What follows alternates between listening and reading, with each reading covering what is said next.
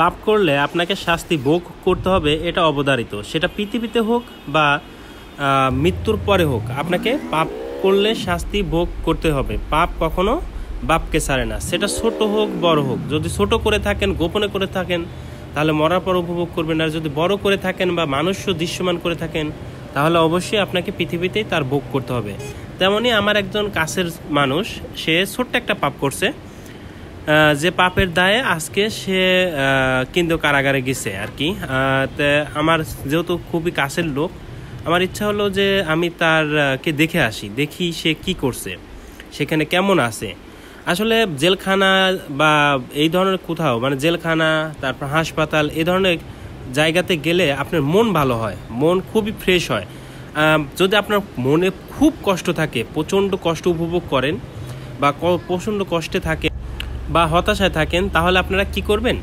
প্রথমত আপনি দেখবেন যে আপনার আশপাশে হাসপাতাল থাকলে সেখান থেকে ঘুরে আসবেন, অথবা যদি আপনার আশপাশে জেলখানা থাকে সেখান থেকে ঘুরে আসবেন।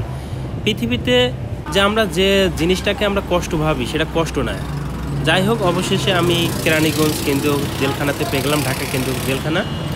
হাতের ডানের যে গেটটা, এই গেট দিয়ে ভিতরে ঢুকতে হয়, আর হাতের বামের যে গেটটা, এখান থেকে টিকিট সংগ্রহ করতে হয়। এখান থেকে আমি টিকিট সংগ্রহ করলাম আমার আসামির সাথে দেখা করার জন্য। টিকিট সংগ্রহ করে ভিতরে গেলাম, ভিতরে গিয়ে তার সাথে দেখা করলাম। একটা নির্দিষ্ট সময় দেওয়া থাকে। অনেকেই আছেন যে আসামির সাথে দেখা করতে গিয়ে দালাল ধরেন, এইগুলো করবেন না। আপনারা নিজেরা ওখান থেকে জিজ্ঞাসা করে টিকিট কাটবেন। টিকিট কাটার পরে আপনারা আপনার আসামির সাথে দেখা করবেন, কথা বলবেন, এবং আপনাদের যদি কোনো জিনিস জমা দেওয়ার প্রয়োজন মনে হয়, তাহলে অবশ্যই টিকিট কাউন্টারে ওখানে ওখানে জমা দিবেন। জমা দিলে আপনার আসামিরা অবশ্যই পাবে।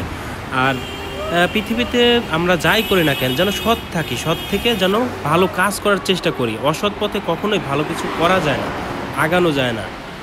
ন্যাচারালি তার উপর প্রতিশোধ হয়ে যায়। আমরা চেষ্টা করব সবসময় সৎ পথে চলার, সৎভাবে ইনকাম করার, সৎভাবে আয় রুজি করার, বা সৎভাবে থাকার। সৎভাবে থাকলে সৃষ্টিকর্তাও ভালোবাসে, এবং সেই সৎ ইনকামের যে